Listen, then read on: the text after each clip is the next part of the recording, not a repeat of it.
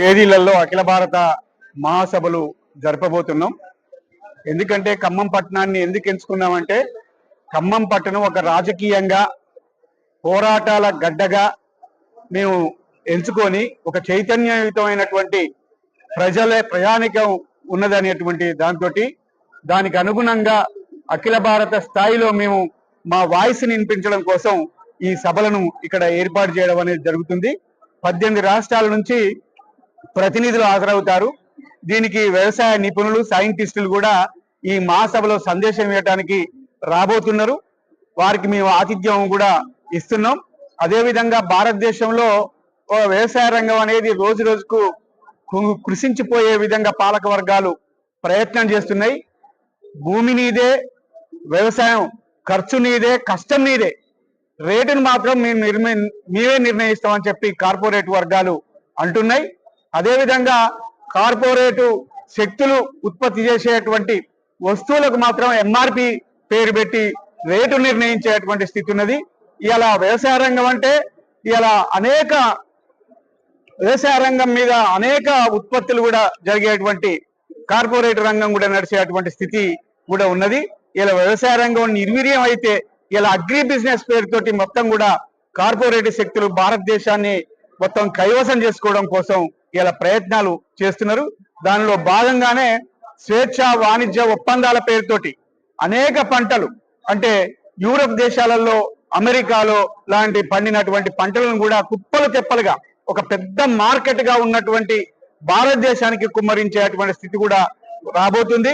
చిన్న చిన్న కమతాలుగా ఉన్నటువంటి భారత రైతాంగం 100% వ్యవసాయమే జీవనాధారంగా జీవించేటువంటి భారత రైతాంగం కూడా ఆ ఉత్పత్తుల రాకతోటి మొత్తం వ్యవసాయమే గిట్టుబాటు కాక నిర్వీర్యమయ్యేటువంటి పరిస్థితి కూడా రాబోతుంది. దానికి వ్యతిరేకంగా మేము అనేక ఉద్యమాలు చేశాం. ఎస్కేఎం నాయకత్వంలో కూడా ఒక ప్రధాన పాత్ర, అఖిల భారత రైతు సంఘం ప్రధాన పాత్ర వహించినటువంటి స్థితి ఉన్నది. మేము స్లోగన్, ఒక ప్రధానమైనటువంటి స్లోగన్ ఏంటంటే, భూములను కాపాడుకుందాం, రైతులను కాపాడుకుందాం, అడవులను కాపాడుకుందాం, ఆదివాసులను కాపాడుకుందాం అనేటువంటి ఒక పెద్ద స్లోగన్ తోటి ఈ మహాసభలు నిర్వహించడం అనేది జరుగుతుంది. కార్పొరేట్లకు వ్యతిరేకంగా, భూస్వాములకు వ్యతిరేకంగా అందరినీ కూడా సమీకరించి పోరాడేటట్టు చేయడం కోసం, అందరినీ సమాయత్తం చేయడం కోసం మేము ప్రయత్నం చేస్తున్నాం.